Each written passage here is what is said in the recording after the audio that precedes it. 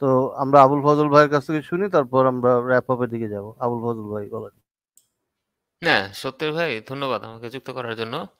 ওই যে মুক্তিযুদ্ধ বিষয়ক একটা মানে আলোচনা ছোট করে আলামিন ভাই তো মুক্তিযোদ্ধা বললেন বোধহয়, ওনার সঙ্গে ছিল, এটা কি আজকে করবো নাকি অন্য দিন করবেন?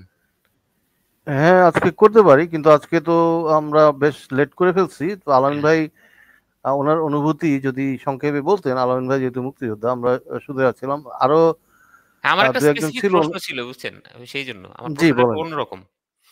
আমার প্রশ্নটা হচ্ছে যে ইদানিং বাংলাদেশে একটা ন্যারেটিভ বলেন বা একটা ধারা বলেন চিন্তার, সেটা কিন্তু মানে মুক্তিযুদ্ধের বিরোধী যারা তারা মানে তৈরি করে ফেলছে। আমি নাম বলেই দেই, পিনাকি ভট্টাচার্য, তারপর ফরহাদ মোজার, ধর্ম নিয়ে ব্যবসা করে যারা আর কি, পপুলিস্ট বিজনেস, এরা এরা একটা মানে তাদের লেখালেখিতে অন্তত এই জিনিসটা তারা বলতে চায় খুব জোরালো ভাবে যে মুক্তিযুদ্ধ কিন্তু মানে ধর্মের সঙ্গে মুক্তিযুদ্ধের কোনো রকম সাংঘর্ষিক সম্পর্ক ছিল না। অর্থাৎ মুক্তিযোদ্ধারা যখন দেশ মানে পাকিস্তান ভাঙিয়ে বাংলাদেশ বানাইতে গেছে, তখন তাদের মাথায় কখনো এইটা ছিল না যে ধর্মের কারণে শোষিত শোষণ টোষণ এসব হয়েছে, তো ধর্মের সঙ্গে কোনো বিরোধ নেই। মুক্তিযুদ্ধ ওই ইসলামী রাষ্ট্র অর্থাৎ আল্লাহর উপর দৃঢ় আস্থা এবং বিশ্বাস রাইখেই মুক্তিযোদ্ধারা যুদ্ধ করছে। অসাম্প্রদায়িক রাষ্ট্র তাদের মূল যে দাবিটা, যে অসাম্প্রদায়িক রাষ্ট্র করার কোনো পরিকল্পনা মুক্তিযোদ্ধাদের চিন্তায়ও ছিল না। এইটা নাকি আওয়ামী লীগ ইচ্ছা করে, নাস্তিক আওয়ামী লীগ এরা বানায় বানাইয়া মিথ্যাভাবে উপস্থাপন করে। তো এইটা আমি একদম এটা সরাসরি একটা মিথ্যা কথা। আলামিন ভাই, হ্যাঁ আপনি বলেন, আপনি ধরে ফেলছেন বোধহয়, বলেন ভাই আপনি এই বিষয়টা বলেন যে আপনাদের নিজেদের মধ্যে কিরকম আলাপ হইতো আপনারা যখন ক্যাম্পে বসে থাকতেন মুক্তিযোদ্ধারা, না, তরুণরা। আমি অ্যাকচুয়ালি সত্যি কথা বলতে কি আমি ক্যাম্পে আচ্ছা যাই নাই। আমি যতটা বলেন।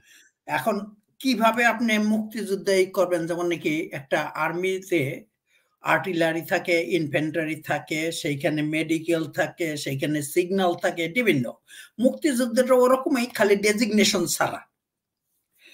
কাজেই আমি ওইভাবে কোনো ট্রেনিং নিয়ে ফাইট করিনি। তবে দেশে যখন আসছে মুক্তিযুদ্ধেরা, তখন তাদেরকে যে লোকালি যত ধরনের সাহায্য আমার পক্ষে করা সম্ভবপর, সেই কোঅপারেশন এবং সাহায্য সেটা আমি করছি। এইভাবে আমি বললেই যে আমিও একজন মুক্তিযোদ্ধা, যেহেতু আমি মুক্তিযুদ্ধের সহায়তা করছি এবং আমার অবশ্যই, মেন্টালি আমি একজন মুক্তিযোদ্ধা। নিশ্চয়ই ভাই আপনার কিন্তু প্রতি তখন সম্মান, যারা করে, সম্মান রাখি বলতে, হ্যাঁ হ্যাঁ নিশ্চয়ই ভাই। আমার ওইটাই, তাহলে আপনি আমাদেরকে ওই ভাইবটাই বলেন যে ওই সময়ে হ্যাঁ, সমাজের ওই মধ্যে আপনি সময়ে আশেপাশে কি রকম দেখতেন মানে আবহাওয়াটা। আবহাওয়াটা প্রথম হইল গিয়া যে 25শে ডিসেম্বর যখন তারা 25শে 25শে মার্চ। মার্চ যখন তারা পাকিস্তান আর্মি ক্র্যাকডাউন করে ঢাকাতে, তখনই তো তারা ঢাকাতেই আমার মনে হয় 1 লক্ষের উপরে মানুষকে মারছে। এবং ওইখানে কোন হলে আমি এক্স্যাক্টলি ভুলে গেছি। আমার এক টিচার ছিল, ওই ম্যাথমেটিক্সের টিচার, জগন্নাথ কলেজের সুলতান মাহমুদ স্যার। সুলতান মাহমুদ স্যার কোনো কারণে ওইখানে ছিল। সব ছাত্রদেরকে নামায় আনা হয়েছে। ম্যাথমেটিক্সের টিচার, জগন্নাথ কলেজের সুলতান মাহমুদ স্যার। সুলতান মাহমুদ স্যার কোনো কারণে, কি ব্যাপার একো হইতেছে আমার, এটা আমি কারণ বুঝতেছি না। মুক্তির সাথে এখন ভাই মুক্তি সাথী ভাইয়ের মাইক্রোফোন থেকে মুক্তির সাথী ভাইয়ের মাইক থেকে। আচ্ছা বলেন আলামিন ভাই। তারপরে সবাইকে লাইন করে দাঁড়া করাইছে যে তাদেরকে সবাইকে মেরে ফেলবে। তখনই ওই ব্রাশ ফায়ার করছে। ওই স্যার একটু শর্ট আছিল, সে ওদের সঙ্গে পড়ে গেছে। পড়ার পরে সে অনেক লাশের নিচে পড়ছে। যখন দেখে যার গুলিগালা কোনো কিছু ওর আওয়াজ হয় না, দেখো তখন আমি একটু চক্ষু গুলে দেখছি যে আশেপাশে লোক দেখা যায় কিনা। তখন এই হামাগুড়ি দিয়া আমি ওইখান থেকে আইয়া কোনোভাবে পালাইয়া আসছি। ওদের কথাই ছিল প্রথম দিনই তারা কি করছে, রেস্ট করছে। আমি জানি না আপনার বয়স কত বা রেস্ট করছে। বিরাট একটা মন্দির ছিল। ওই মন্দিরটা প্রায় আপনার 300-400 বছরের পুরানা হবে, অনেক উঁচা। সেই মন্দিরটার ভিতরে ওই এমনকি ওই ফিলোসফির প্রফেসর ডাক্তার গোবিন্দ দেব ওইখানে গিয়ে আশ্রয় নিয়েছিল যে যদি কোনো কিছু করে অন্তত এই মন্দিরটা ওরা ভাঙবেন না। এই মন্দিরে গিয়া আশ্রয়, কিন্তু সেখানে তারা সেই মন্দির ভাঙছে, ডাক্তার গোবিন্দ দেবকে মারছে।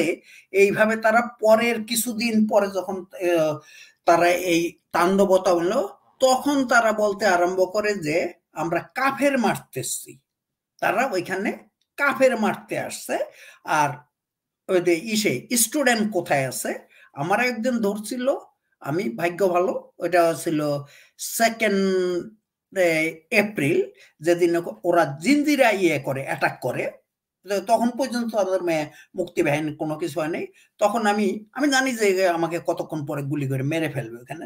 ভাগ্যক্রমে অনেক মিথ্যা কথা বলাতে ও আমাকে বুঝতে পারে নাই, আমাকে কয়েকবার ইন্টারভিউ নিছে, আমি ওই একই কথা বলছি। তখন আমার পরে ওর বিশ্বাস হয়েছে যে না, আমি বোধহয় সত্য কথা বলতেছি। প্রথমে কারণ এই তুমি झूठ बोलता, तुम तो स्टूडेंट है। কি স্টুডেন্ট হইলে আমি কেন? এবং আমার সবচেয়ে আশ্চর্য লাগে, আমি কিন্তু উর্দু বলতে পারি না। ওই দিন যে আমি কি করে ভাই উর্দু বললাম, ওটা আমার ইসে। এবং ওইখানে তারা আমাকে যথেষ্ট রকমের ইনসাল্ট করছে। তারপরে তো তাদের এই তাণ্ডব লীলা চললো, এবং এই হুজুররা এবং জামাতি ইসলামের, স্পেশালি জামাতি ইসলামের তারা মিল্লাকে শান্তি কমিটি গঠন করলো যে তারা পাকিস্তান রক্ষা করবে, এবং তাদের থেকে বাইসা লোক নিয়ে বানানো হলো কি রাজাকার এবং আলবদর, এবং তারা টপ টু বটম। তবে হ্যাঁ, এর ভিতরে আমি একটা সত্য কথাও বলবো যে সেইখানে অনেক শান্তি কমিটির লোকজনও কিন্তু আমাদেরকে হেল্প করছে। তারা উপরে শান্তি কমিটির কিন্তু আমাদেরকে অনেক সময় লুকিয়ে রাখছে, আমাদের থাকার জায়গা দিছে, খাবার দিছে, এগুলি করছে তারা। কিন্তু সবাই না, কিছু লোক ছিল যে যারা বুঝতে পারছে যে এটা আমাদের দেশ, এইখানে এই করব এইভাবে। কিন্তু এই যে মৌলবীরা যারা স্পেশালি তখন কি ছিল, ইস্ট পাকিস্তান কি জানি ছাত্র শিবির বা এই ধরনের একটা ইয়ে ছিল, তারা ছিল সবচেয়ে ছাত্র সংঘ বোধ হয়, ইসলামী ছাত্র সংঘ। কাজে ইসলামী ওই যে ছাত্র সংঘ, তার যে জেনারেল সেক্রেটারি ছিল সে আর আমি, তার ভিতরে খালি এটুকুই বলি, সে আর আমি একই স্কুলে পড়তাম, সে আমার এক ক্লাস উপরে পড়তো। তারা যে ইয়ে করছে সেটা বলার মতো না। কাজে এখন যদি তারা এই কথা বলে যে না মুক্তিযুদ্ধটাতে ওই জন্য হয়েছে, এটা একটা ডাহা মিথ্যা কথা। এবং এই পিনাকি ভট্টাচার্য নামটা শুনে তোমার তাকে মনে হয় হিন্দু। হ্যাঁ, কিন্তু সে কনভার্টেড মুসলিম আর কি মনে হয়। না, সে মানে কনভার্টেড মুসলিম কোন সেন্সে, সে আর কি ওই যে জামাতি শ্বশুরের মেয়ে বিয়ে করছে আর কি। আচ্ছা, তাহলে তো তাকে মিথ্যা কথা, আরো তাকে তার বড় মুসলমান প্রমাণ করতে হবে। তো ওই জন্যই আর কি তারা যে ন্যারেটিভটা দেয় যে অসাম্প্রদায়িক বাংলাদেশ তৈরির কোনো পরিকল্পনাই মুক্তিযোদ্ধাদের ছিল না, এইটা শুধুমাত্র ওই অর্থনৈতিক শোষণের কারণে আলাদা হয়েছে, এবং স্বাধীনতা যুদ্ধের পরও অর্থনৈতিক মানে কোনো অসাম্প্রদায়িক রাষ্ট্র বলেন বা ইয়ে বলেন সেকুলার রাষ্ট্রের পরিকল্পনা ছিল না। সেকুলারিজম তো অর্থনৈতিকের চাইতে আমাদের বড় কথা যে আমাদের কোনো রাইটই ছিল না। অর্থনীতি তো পরে আসে, আমাদের সেকুলার রাষ্ট্রের কথা তখনই আমরা বিগিনিং থেকে যে আমরা সেকুলার রাষ্ট্র হব, এটা বিগিনিং ছিল। আলামিন ভাই বলেন, আপনি একটু আরেকটু যোগ করে দেন, যদি জিনিসটা ধর্মীয় দৃষ্টি থেকেই না দেখা হবে তাহলে কেন এই মানে যুদ্ধের সময় আমরা যারা মানে পলাতক মানে পালাইতে ছিলাম বা পালানো অবস্থায় ছিল, ওই অবস্থাতে মানুষের লুঙ্গি খুলে কেন চেক করছে? ভাই লুঙ্গি খুলে আমারও চেক করছে, আমার লুঙ্গি খুলে চেক করছে এবং আমাকে রেপ করতেও চেষ্টা করছে। আচ্ছা, এই হচ্ছে একটা জিনিস। আরেকটা জিনিস হচ্ছে হলো গিয়ে যত মানুষ আছে সবাই যারই সন্দেহ হইছে কলেমা পড়াইতো, সেই জিনিসটা এটা তাহলে এটা কিসে প্রমাণ করে? তাহলে আরেকটা বলি বেশিরভাগ হিন্দু গ্রামগুলো টার্গেট করতো, আমি জানি যতটুকু, আমাদের এখানে এখনো আছে আগের মানুষ। অবশ্যই। এখন যেমন আলামিন ভাইরে আরেকটু বলবো, আপনি যেহেতু রেস কোর্স ময়দানের কথা বললেন, তাহলে ওই ময়দানটা ওইটার নামকরণটাও একটু ঘটনাটাও একটু বলে দেন। আর যে মন্দিরটার কথা বলছেন সেটা তো আপনি ছোটবেলা তো দেখছেন, তাই না? হ্যাঁ, অবশ্যই। গুড। ওই মন্দিরের পাশেই ছিল একটা মানে কি বলে একটা হিন্দু পরিবার ছিল। তো সেই পরিবারের যে ছেলে, ওদের তো পরবর্তীতে ওটা মানে স্বাধীন হওয়ার পরে ওটা তো সরকার মানে একর করে নিয়ে নিছে, তখন ওদেরকে ওখান থেকে বের করে দিছিল। যাই হোক, তো ওরা পরে আমাদের মহল্লায় চলে আসছিল। যাই হোক, তো এই ঘটনাগুলি দিয়ে মানুষ অনেক বড় হইতে হয় না, অনেক বয়স হইতে হয় না, মানে মানুষ কিছু কিছু বেসিক জিনিসগুলো চিন্তা করলে বোঝা যায় যে যুদ্ধের সময় যেহেতু মানুষকে লুঙ্গি খুলে পরীক্ষা করা হয়েছে, সে মুসলমান না হিন্দু, এবং যারা বিধর্মী ছিল তাদেরকেই হত্যা করা হয়েছে, এটা দেখি প্রমাণ করে। হ্যাঁ ভাই, আপনাকে অনেক ধন্যবাদ যে এই জিনিসটা আমার সঙ্গে নিজের সঙ্গে ঘটছে, কিন্তু আমি ভুলে গেছি। খালি ওটা না, আমাদেরকে যখন টাইনে নেওয়া গেলো, এটা হলো সদরঘাট ওইটা টার্মিনাল, তখন তো লঞ্চ টার্মিনাল ছিল ওখানে। তখন আমার সবচেয়ে দুঃখ লাগলো যে 4টা বোকা ছেলে তারা গিয়া ওইখানে তাদের স্টুডেন্ট আইডেন্টি কার্ড দেখে। তখন আমি মনে মনে, আরে গাধা তোরা এগুলি কি করতে, তোদেরকে মেরে ফেলবে। কিন্তু তা ওদেরকে আমাদের সামনেই মারছে, খালি আমরা দেখতে পাইনি, আওয়াজ শুনতে পেলাম, কাবি কুছ শোনা 4 আদমিকে হালাক কর দিয়া, যে ওই 4টা ছেলেরে মাইরে ফেলছে, যেহেতু তারা স্টুডেন্ট। তারা ওইখানে কোনো শিক্ষিত মানুষ তারা ওখানে রাখতে চায় নাই বাংলাদেশে, যে থাকবে কারা। আমি যে সোজা মিথ্যা কথা বলছি যে কি করো, আমি দোকানে কাম করি, কই থাকো, ওই শহরের সাইটে, ওখানে কাজ লোক কি কাজ করে, ওখানে লোকে খেতে কাজ করে। খেতে কি হয়, খেতে নানান ধরনের জিনিস হয়, এই ধরনের কথা বললে তারপর আমি নাই তুমি ঝুট বলতো, তুমি স্টুডেন্ট হয়। কাজে আরো এত দিনের ব্যাপার তো অনেক দিন, যে এইটা হ্যাঁ, তারা যারা এই করতো সবাইকে তারা লুঙ্গি খুইরা চেক করতো। প্রথম যে যখনই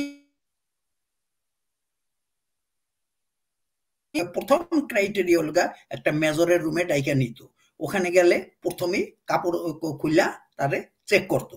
এমনকি ওই মেজর আমাকে রেপ করতে চেষ্টা করছে। তখন আমি তারে বলছিলাম যে আমার তো কোনো কিছু করা ছিল না, যে তুমি যদি খাঁটি মুসলমান হও তাহলে তুমি এই কাজটা করবা না। তখন সে একটু থামছিল। কাজে এই ধরনের আরো অনেক কিছু, আজকে কত 50 বছরের উপরের আগের ঘটনা, সব কি এখন ভাই মনে থাকবে? এখন কেউ একটু হিন্স দিয়া দিলে তখন আবার মনে থাকে। এই তো এই সে ভাই, এটা কে, এই তো জ্ঞান বিজ্ঞান, কি জ্ঞান বিজ্ঞানের সন্ধানে ভাই যেই কথাটা বললো, এটা আমি ভুলে গেছিলাম। তখন তারা এই একটা জিনিস করতো। তারপরে আমাদের গ্রামের পুরা হিন্দু এলাকাটা তারা পোড়াইয়া দিছে। তবে এইখানে আরো একটা, আমাদের ওইখানকার যে চেয়ারম্যান ছিল সে মুসলিম লীগের লোক ছিল, সেও শান্তি কমিটি, কিন্তু সে জানতো যে এই পাকিস্তান আর্মি আসতেছে, তখন সে সমস্ত হিন্দুদেরকে বাড়ির থেকে বাইর করে দিয়েছিল যে তোমরা পালাইয়া যাও। তারপরে ওরা পালাইয়া গেছিল, ওদের বাড়ি ঘর সব পোড়াইয়া দিছে। ওখানে 2টা লোক ছিল যাদের বয়স ছিল, এক মহিলা এবং এক বুড়া ভদ্রলোক। সেই ভদ্রলোক চোখে দেখতো না, সে 90 বছরের উপরে তার বয়স।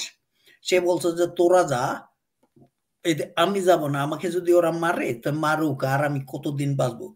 কিন্তু কত বড় তারা পিশাচ, ওই হিন্দু ওই মহিলা এবং ওই বুড়া ভদ্রলোককে ওর ঘরের ভিতরে গুলি করে মারছে। তারা কি মানুষ? আর আজকে এরা এইসব কথা বলে।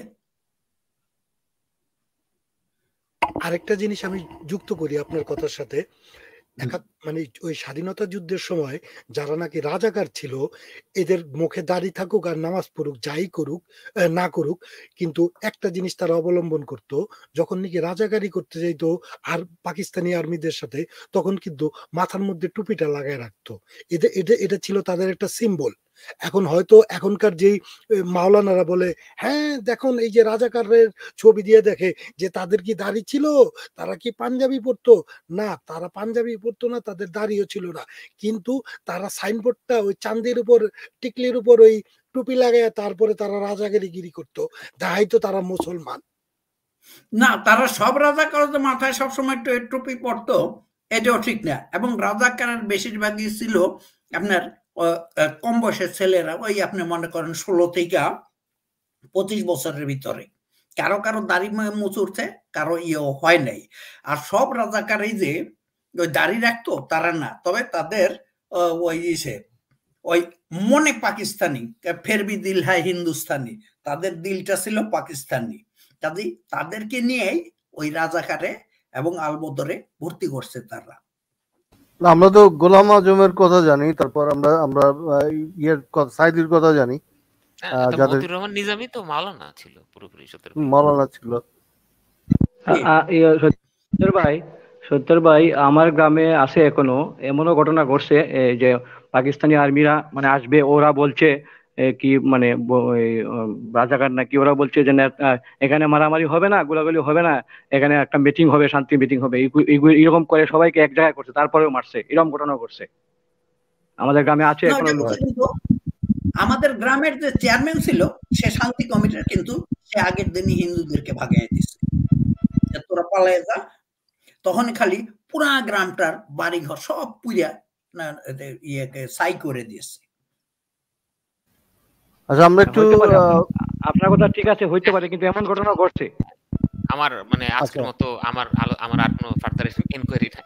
আমরা একটু মুভ অন করি। মুক্তির সাথী নামে যিনি আসছেন ওনার কাছে যাই, ওনার যদি কোনো এক্সপিরিয়েন্স থাকে এই বিষয়ে, তারপর আমরা র্যাপ আপের দিকে যাব, আজকের লাইভটি শেষ করে দেবো তখন। আচ্ছা, আলামিন ভাই আর জ্ঞান বিজ্ঞানের ভাই, আপনাদের দুজনকে খুব ধন্যবাদ এই আপনাদের অভিজ্ঞতা শেয়ার করার জন্য। ভাই অনেক উপকার হলো শুনে। না ভাই, আমাদের তো এটা একটু ওইটা মনে করেন না যে সাগরে এক ফোঁটা জল। আপনার যদি অন্য কোনো প্রশ্ন থাকে, আমি তো অনেক কিছু ডিটেল, যেমন কি এই যে জ্ঞান বিজ্ঞানী ভাই যে জিনিসটা আমাকে বললো, ওই জিনিসটা আমি ভুলে গেছিলাম, যে কাপড় তুলা যেতে দেখতো আমার নিজে কথা। এই ধরনের আপনি যদি প্রশ্ন করেন তাহলে অনেক কিছুই মনে আসবে, আমি অনেক কিছু বলতে পারবো। হ্যাঁ, ধন্যবাদ। তবে আমার একটা ঘটনা বলি, যেটা নাকি আমাদের খুব মর্মাহত করে। সেই বাবুলাল, সে ওই যে রেসকোর্স ময়দানের ওই মন্দিরের পাশে ছিল, তো ও পরবর্তী জীবনে ওরা ভিক্ষা করে খাইতে হইছে, বাসায় কাজ করে করে খাইতে হইছে। ওদের এমন একটা জায়গায় বাড়ি থাকা অবস্থায়, ওইখানে ওদের তখন 10টার মতন গরু ছিল। ওরা ওই সময়কার মানে জমিদারের মতনই ছিল, কিন্তু স্বাধীনতা যুদ্ধ ওদের জীবন বাঁচায় রাখছে, কিন্তু ওদের পরবর্তী জীবনটাও খুব কষ্টের সাথে ওরা জীবন কাটাইছে। এটা খুব মর্মাহত, মানে খুব কষ্ট লাগছে। তবে আমি যতদিন ওর দেখছি, আমি যত মানে যেভাবে পারতাম আমি ওরে সাহায্য সহযোগিতা করতাম, কিন্তু সম্পত্তি তো ওকে আর ফিরাই দেওয়া সম্ভব ছিল না, আর ওর বাপ মাও ফিরাই দেওয়া সম্ভব ছিল না। যাই হোক, এটা ছিল আমার ওই সময়কার সবচেয়ে দুঃখজনক একটা ঘটনা। হ্যাঁ, এইটা সত্য কথা। ওইটা মনে পড়ছে যে ওইখানে একটা বাড়ি ছিল ওদের, ওইখানে বেশ কিছু গরু ছিল, ওইখানে একটা পুকুরের মতো ছিল। আচ্ছা, মুক্তির সাথী ভাই আপনার কাছে আসছি। ধন্যবাদ আমাকে সুযোগ দেওয়ার জন্য। মুক্তিযুদ্ধের ব্যাপারটা যদি দেখতে হয়, তাহলে আমার ব্যক্তিগত ব্যাপারটা বলি। আমি তখন একটা বিশ্ববিদ্যালয়ের ছাত্র রাজনীতির মিড লেভেলের কর্মী, মানে মধ্যম শ্রেণীর কর্মী, এবং খুব ক্লোজলি আমি মুক্তিযুদ্ধের রাজনৈতিক প্রেক্ষাপটটা আমি দেখেছি। আমি তখন ছাত্রলীগের কর্মী, কিন্তু ছাত্রলীগের তখন দুই ভাগ ছিল।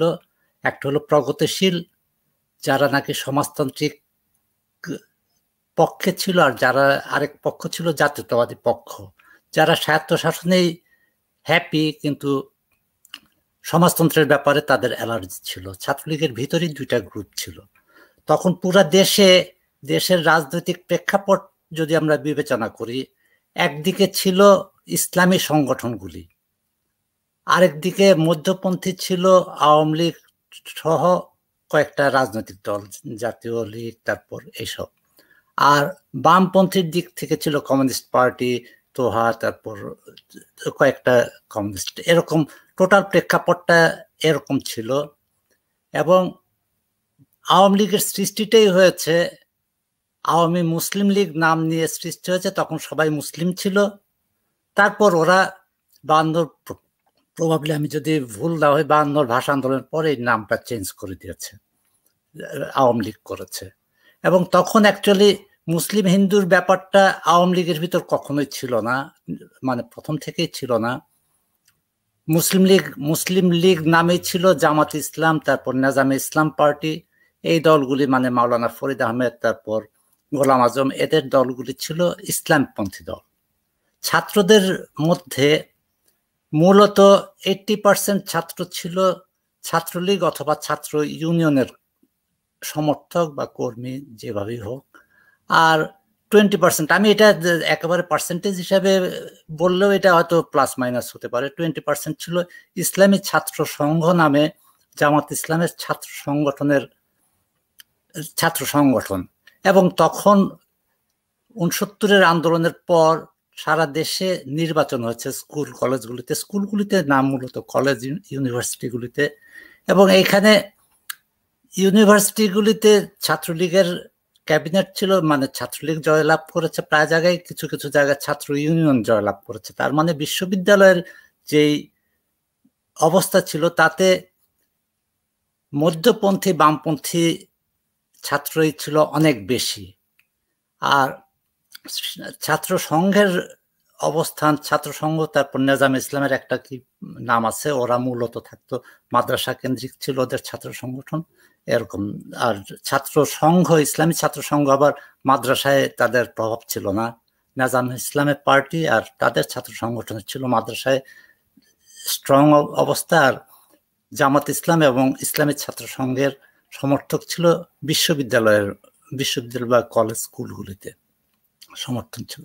এই প্রেক্ষাপটে আপনার মুক্তিযুদ্ধ শুরু হয়।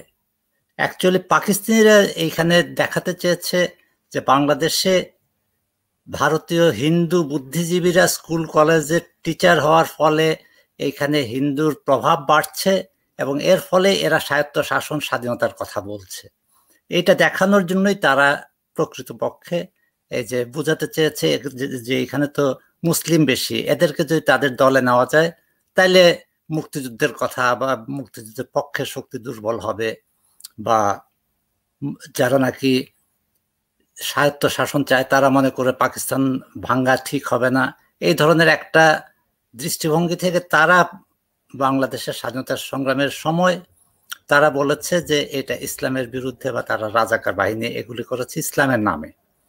কিন্তু আমাদের মূলত যদি বলা হয়, আমাদের মুক্তিযুদ্ধের ঘোষণাপত্রে ইশতেহারে যেটা নাকি আপনার যে ছাত্রলীগ ঘোষণা করেছে 2রা মার্চ স্বাধীনতার ইশতেহার, 2রা মার্চ পতাকা উত্তোলন, 3রা মার্চ পল্টনের স্বাধীনতার ইশতেহার, ওই ইশতেহারে কোথাও বোধহয় আমার যতটুকু ধারণা ধর্মনিরপেক্ষ কথাটা নাই। তখন ছিল সমাজতান্ত্রিক বাংলাদেশ হবে এবং এইখানে গণতন্ত্র থাকবে, গণতন্ত্রের কথাও বলা ছিল এবং জাতীয়তাবাদের কথা বলা ছিল। সম্ভবত যদি আমি ভুল না হই, 50 বছরের ব্যাপার, ধর্মনিরপেক্ষতা স্বাধীন হওয়ার পর ভারতের সংবিধান থেকে এসে আমাদের এখানে যোগ হয়েছে। কিন্তু আমাদের এখানে কোনো সমস্যা ছিল না, ধর্ম নিয়ে কোনো সমস্যা ছিল না, এটা নিয়ে আলোচনা ওইভাবে হতো না। কারণ জামাত ইসলামের অত প্রভাবও ছিল না, ইসলামী ছাত্র সংঘেরও অত প্রভাব ছিল না স্কুল কলেজগুলিতে। কোনো কলেজ, 2-1টা কলেজে ওদের ছাত্র সংগঠন, ছাত্র সংসদে ওরা ইলেকশনে জিতত, কিন্তু খুব বেশি প্রভাব ছিল না। যার ফলে এইখানে ধর্মনিরপেক্ষতার অকথিত একটা ধারা চলছিল, কিন্তু এটা যে ঘোষণা করে বলা, এইভাবে কখনো বলা হয় নাই। যার ফলে এখন পিনাকি ভট্টাচার্য সে অ্যাকচুয়ালি বোঝাতে চায় যে সে মুসলিম সমর্থন নেওয়ার জন্য সেই সব কথা বলে। স্বাধীনতা সংগ্রামের সময় পাকিস্তানের প্রমাণ করতে চেয়েছে এই টোটাল আন্দোলনটাই হচ্ছে হিন্দুদের আন্দোলন বা হিন্দু বুদ্ধিজীবী এদের আন্দোলন। এইটা প্রমাণের জন্যই এরা মুসলমানদেরকে দলে টানার জন্য এইসব কাজ করেছে। কিন্তু মুক্তিযুদ্ধের পক্ষের দিক থেকে কখনোই এই যে ধর্মনিরপেক্ষ কথাটা বলারও দরকার হয় নাই, কারণ এই টোটাল আন্দোলনটাই যারা করেছে তাদের কাছে ধর্ম মূল বিষয় ছিল না, ধর্ম কোনো সমস্যা ছিল না। মুসলিম হওয়ার কারণে পাকিস্তান হয়েছে এইটা ছিল, কিন্তু বাংলাদেশ হতে হলে যে মুসলিম হতে হবে সেটা ছিল না। যার ফলে যারা মুসলিম করতো তারা এক পাশে চলে গেছে, মুসলিম লীগ, জামাত ইসলাম, নিজাম ইসলাম পার্টি, এরা সব একদিকে চলে গেছে, এরা ছিল পাকিস্তানের পক্ষে। আর বাকি সবাই, তাদের মধ্যে ধর্মের কোনো চেতনা কাজ করে নাই, ধর্ম নিয়েই তাদের চিন্তাও ছিল না।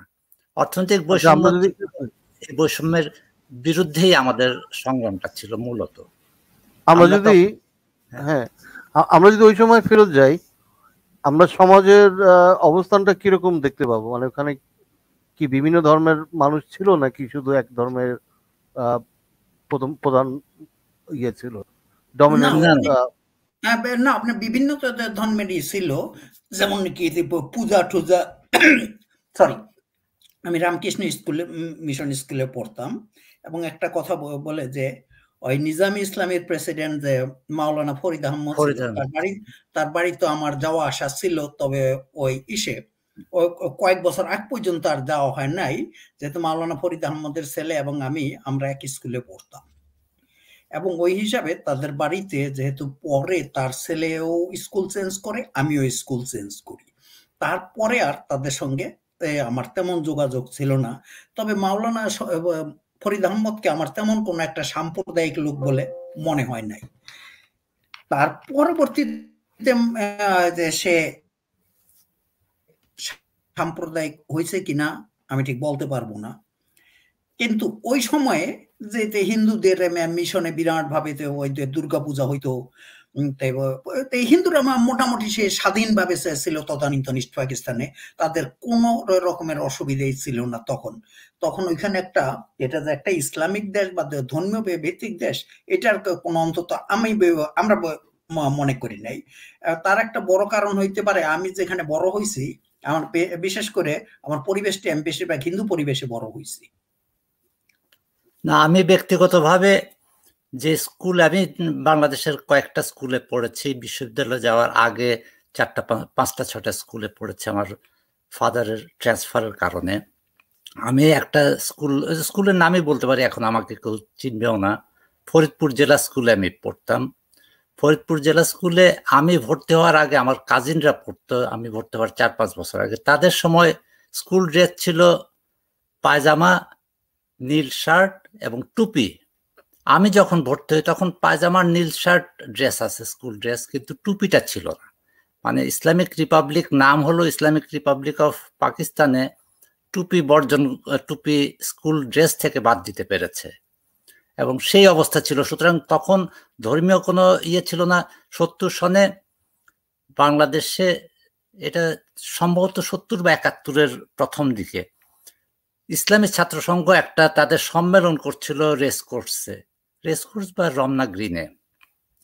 ওইখানে ছাত্ররা হামলা করে, এটা ছাত্রলীগ ছাত্রীয়ন মিলিতভাবেই বলা যায়, হামলা করেছে ওইটা বন্ধ করার জন্য, এবং ওইখানে মালেক নামে একটা ছেলেকে মারা গিয়েছে আর কি ওই হামলার ফলে। তখন অ্যাকচুয়ালি বিশ্ববিদ্যালয়গুলিতে ইসলামী নাম দিয়ে যে চলা, এই ব্যাপারটা ছিল না। ওরা একটা সাইডে, মানে পুরা দেশই হচ্ছে জাতীয়তাবাদী, এদের মধ্যে ধর্মীয় কোনো কাজ করতে বলে আমি দেখি নাই।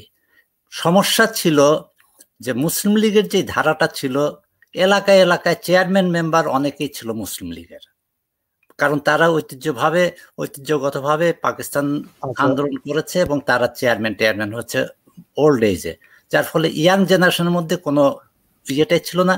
কিন্তু মুক্তিযুদ্ধ শুরু হওয়ার পর এই চেয়ারম্যান যারা নাকি মুসলিম লীগ পন্থী ছিল বা যাদের মধ্যে ধর্মীয় ইয়েটা বেশি ছিল, তারা পাকিস্তানের সাইডে চলে গেছে। কিন্তু মুক্তিযুদ্ধের পক্ষের যারা ছিল, এখানে হিন্দু মুসলমান এগুলির কোনো প্রশ্নই কখনো আসে নাই। তাছাড়া আপনার ওই যে হলগুলোতে বা ইউনিভার্সিটিতে ওই ইসলামিক ছাত্র বা মাদ্রাসার ছাত্র, তাদের কোনো নামগন্ধই তো ছিল না, তাদের তখন কোনো অস্তিত্ব ছিল না ওইখানে। ইউনিভার্সিটি আমার একটা ক্লাসমেট ছিল, কিন্তু আমি কোনোদিন কোন স্কুল ড্রেসের ভিতরে টুপি দেখি নাই।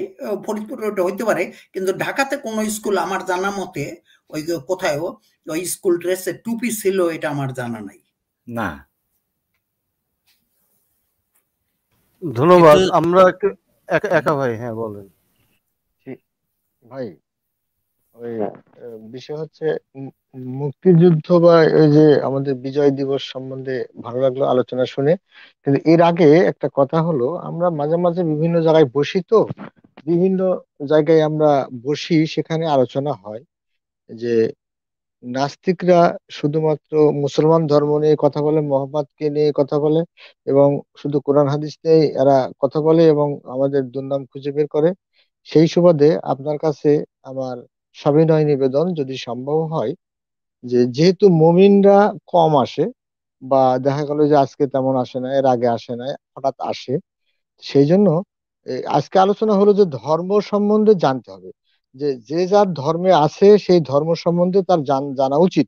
আসলে ধর্মের নিয়ম কানুন গুলো বা যা আমাদের বোঝানো হচ্ছে, দুজক বেহেশত ফেরেশতা, আমাদের ধর্মের কথা বলছি, তো এইগুলি সত্যি কিনা, পরকাল আছে কিনা, আসলে আমাদের পরজীবনে বেহেশতে বা দুধের নহর মধুর নহর এগুলো হবে কিনা, এই জিনিসগুলো আমাদের সত্যিকারই জানা উচিত। তারপরে আমরা না হয় সেটার আশা করতে পারি।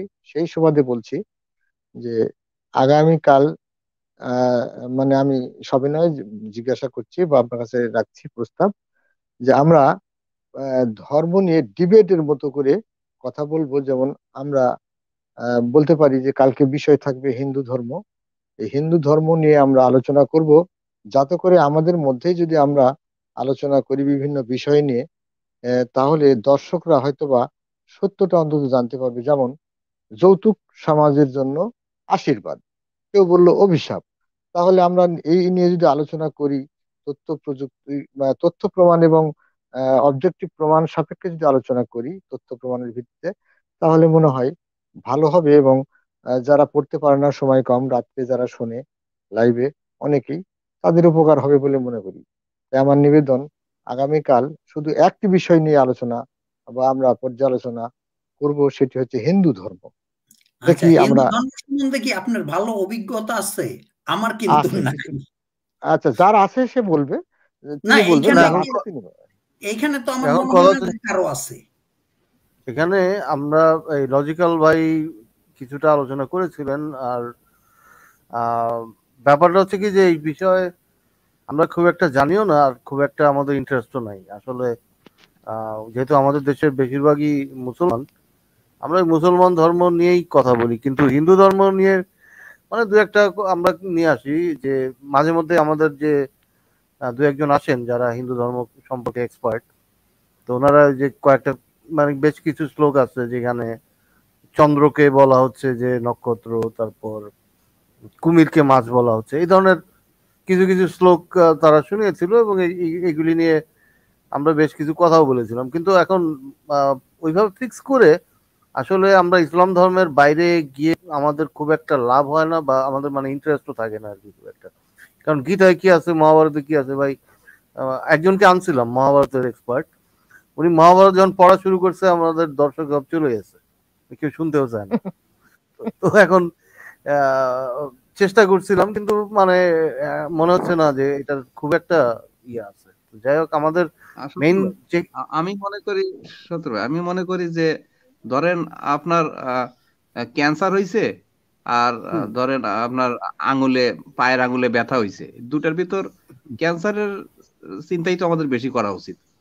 রাইট, পৃথিবীর আমরা হ্যাঁ পৃথিবীর যত জঙ্গি গোষ্ঠী আছে শতকরা 96% হইলো মুসলিম জঙ্গি গোষ্ঠী। আমাদের ওই দিকেই বেশি কথা বলা উচিত আমি মনে করি। শুধু একটা লাইভ আমার অনুরোধ করছি আপনাদের কাছে। ঠিক আছে, ক্যান্সারের চিন্তা বেশি করব, তো একটা লাইভ অন্তত একটু পড়াশোনা করে, হয়তো বা আপনারা একটু দেখাশোনা করে, বেশি সময় বেশি তো পড়া লাগবে না, একটা বিষয় নিয়ে, যেমন কৃষ্ণ নিয়ে, তারপরে যেমন দুর্গা নিয়ে, তারপর এইভাবে আসলে একটু যদি এমন কাউকে পাওয়া যায় যে হিন্দু ধর্ম সম্পর্কে ভালো জ্ঞান রাখে, তাহলে আমরা তাকে নিয়ে আসতে পারি আর কি। হ্যাঁ, আর এখানে আমাদের দিদি ভাই আছে, জি দিদি ভাই আছে, হিন্দুরাই আসুক। আবার দেখা গেল যে আমিও হিন্দু সাজলাম। হিন্দুদের মধ্যে সব আজগুবি ভর্তি, আজগুবি। হ্যাঁ, এখন কথা হচ্ছে যে এটাও একটা হ্যাঁ দিদি ভাই, আমি আরেকটা জিনিস একটু মিউট করেন, আপনার মাইক্রোফোনের নয়েজ আসছে। হ্যাঁ, ধন্যবাদ।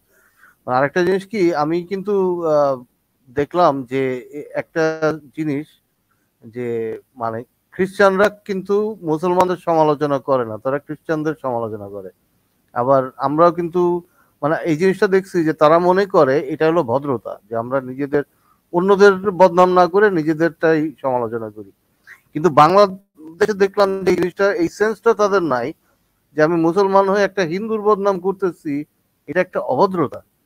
হ্যাঁ, আমি মুসলমান হয়ে যদি মুসলমানের বদনাম করি, সেটাই এক্সপেক্টেড তাদের কাছে, যে আমি নিজের দোষটা আগে দেখবো, পরেরটা আমি পরের বদনাম না করি।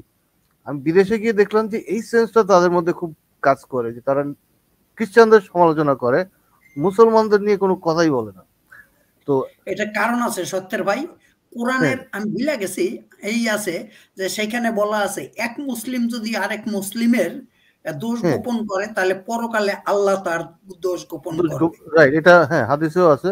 কারণ কথা হচ্ছে যে মুসলমান হয়ে আমাদের উচিত মুসলমানদেরই বদনাম করা। এখন আমি যদি কারো হিন্দুর বদনাম করতে হয় সে একজন হিন্দুরই করতে হবে, আমার সেটা মনে হয়। না আমরা তো বদনাম করি না, আমরা সমালোচনা করতে পারি, আমরা তো কারো বদনাম করি না, আমরা যা ঘটতেছে তার সমালোচনা করি, আমরা কিন্তু বদনাম করি না কারো।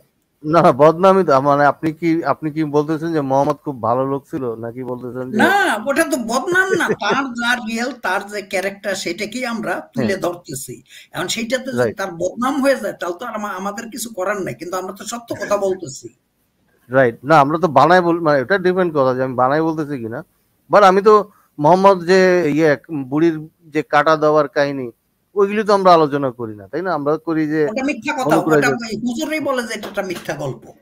হ্যাঁ, কিন্তু এটা তো বই আমাদের পাঠ্যপুস্তকে আছে, ঠিক আছে, আপনি পাবেন এটা বাচ্চাদের বই, পাঠ্যপুস্তক আমি নিজেই পড়ছি আমার ছোটবেলায়। রাইট, তো আমরা তো আর ওইগুলি এখন আবার উঠাই দিছে ওইটা, এখন তো মানুষের ইন্টারনেট আসার পরে চোখ খুলে গেছে তো। রাইট, তো যাই হোক চেষ্টা করব। আরেকটা জিনিস হচ্ছে সত্তর ভাই, আমরা যেহেতু আপনি এখানে মডারেটর, আপনার ব্যাকগ্রাউন্ড একসময় মুসলিম ছিল, আমরা বেসিক্যালি এখানে মুসলিম, একজন হিন্দু ভাই আমাদের সহযোদ্ধা এখানে আসেন, ঠিক আছে, তো আমরা যেহেতু ওই ব্যাকগ্রাউন্ড থেকে সেটাও একটা প্রেক্ষাপট। আর একটু যত সামান্য একটু পড়াশোনা করছি সেটা ডেফিনেটলি যেহেতু মুসলিম পরিবারে জন্ম হয়েছি একটু কোরআন হাদিস হয়তো একটু দুই একটা একটু পড়ছি।